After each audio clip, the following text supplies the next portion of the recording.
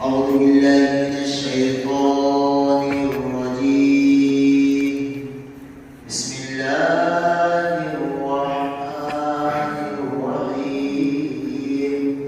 فاذكروني أذكركم واشكروا لي ولا تكفرون.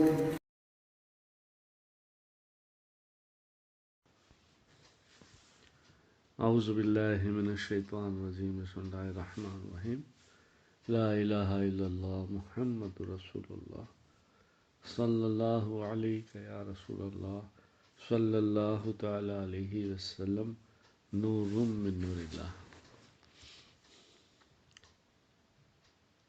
الصلاۃ والسلام علیک یا رسول اللہ وعلی آلک واصحابک یا حبیب اللہ.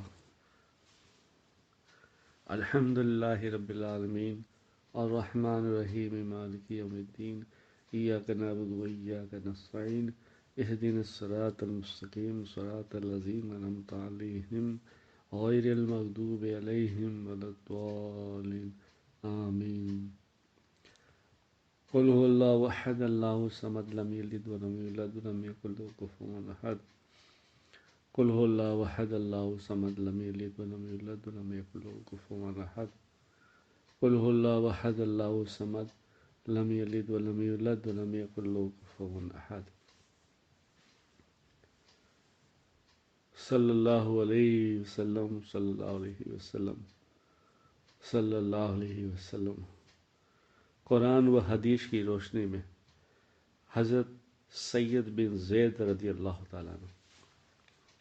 حضرت سید بن زید بھی ان 10 مبارک لوگوں میں سے ہے جنہیں رسول اللہ صلی اللہ علیہ وسلم نے دنیا ہی میں جنت کی بشارت سنا دی تھی. یہ حضرت عمر رضی اللہ تعالیٰ عنہ کے بہنوئی ہے. انہوں نے حضرت عمر رضی اللہ تعالیٰ عنہ سے پہلے اسلام قبول کیا تھا.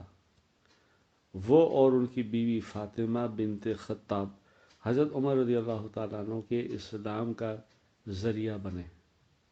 ایک مرتبہ ایک عورت نے عدالت میں یہ دعویٰ کیا کہ سید نے فلاں زمین دبا لی ہے، تو حضرت سید کو اس سے بڑی تکلیف ہوئی اور ان کو عدالت میں حاکم کے سامنے کہا کہ میں اس عورت کی زمین دباؤں گا، جبکہ میں رسول اللہ صلی اللہ علیہ وسلم سے سنا ہے کہ جو شخص کسی کی بارش بھر زمین بھی ظلم من دبائے گا تو وہ زمین کا ٹکڑا 7 زمین تک توق بنا کر اس کے گلے میں ڈال دیا جائے گا. اس حدیث کو سننے کے بعد حاکم نے ان کو بری کر دیا، مگر انہیں یہ دکھ دل سے فرمایا کہ اللہ تو جانتا ہے کہ وہ عورت جھوٹی ہے، تو اس کو اندھا کر دے اور اس کی زمین کو اس کی قبر بنا دے. اور ایسا ہی ہوا. وہ عورت اندھی ہو گئی اور ایک دن وہ گڑھے میں گری اور گڑھا اس کے لیے قبر بن گیا. حضرت سعید بن زید رضی اللہ تعالیٰ عنہ کا انتقال سن 50 ہجری میں یا اس سے کچھ بعد ہوا. اس وقت ان کی عمر 70 سال سے بھی زیادہ تھی. حضرت عبداللہ بن عتیق رضی اللہ تعالیٰ عنہ جب ابو رافع کو قتل کر کے واپس آنے لگے تو سیڑھی سے اترتے ہوئے گر پڑے اور پیر ٹوٹ گیا. رسول اللہ صلی اللہ علیہ وسلم نے اس پر اپنا دست مبارک پھیرا تو فوراً ایسا اچھا ہو گیا جیسا کبھی ٹوٹا ہی نہیں. سبحان اللہ. کتاب بخاری شریف حدیث نمبر 4039. روایت حضرت برہ بن عازب رضی اللہ تعالیٰ عنہ. قرآن میں اللہ تعالیٰ فرماتا ہے تم نماز میں جہاں کہیں بھی ہو تو اپنے چہرے کو اسی بیت اللہ شریف کی طرف کیا کرو. فائدہ قبلے کی طرف رخ کر کے نماز ادا کرنا فرض ہے. قرآن پاک سورہ بقرہ آیت نمبر 144.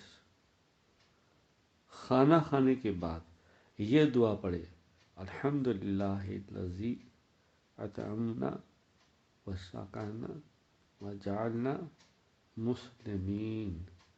ترجمہ: تمام تعریفیں اس اللہ کے لیے جس نے ہمیں کھلایا پلایا اور مسلمان بنایا۔ کتاب ابو داؤد، حدیث پاک 3850، روایت حضرت ابو سعید خدری رضی اللہ تعالیٰ عنہ۔ رسول اللہ صلی اللہ علیہ وسلم نے فرمایا، جو شخص ہر نماز اور ہر فرض نماز کے بعد 33 مرتبہ سبحان اللہ، 33 مرتبہ الحمدللہ اور 34 مرتبہ اللہ اکبر کہتا ہے تو وہ کبھی نقصان میں نہیں رہے گا۔ کتاب مسلم شریف، حدیث پاک 1349، روایت حضرت ان کعب بن عذر رضی اللہ تعالیٰ عنہ۔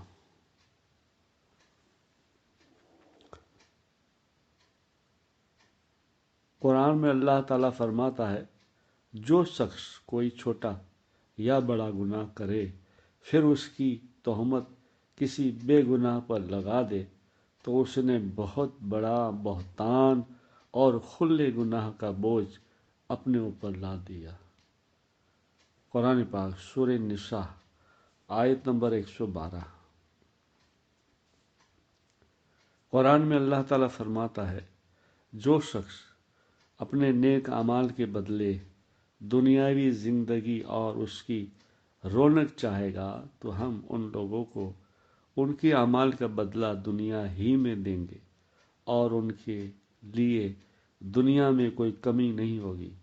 یہی لوگ ہیں جن کے لیے آخرت میں صرف اور صرف جہنم ہے، اور انہوں نے کچھ دنیا میں کیا تھا وہ سب آخرت میں بیکار ثابت ہوگا۔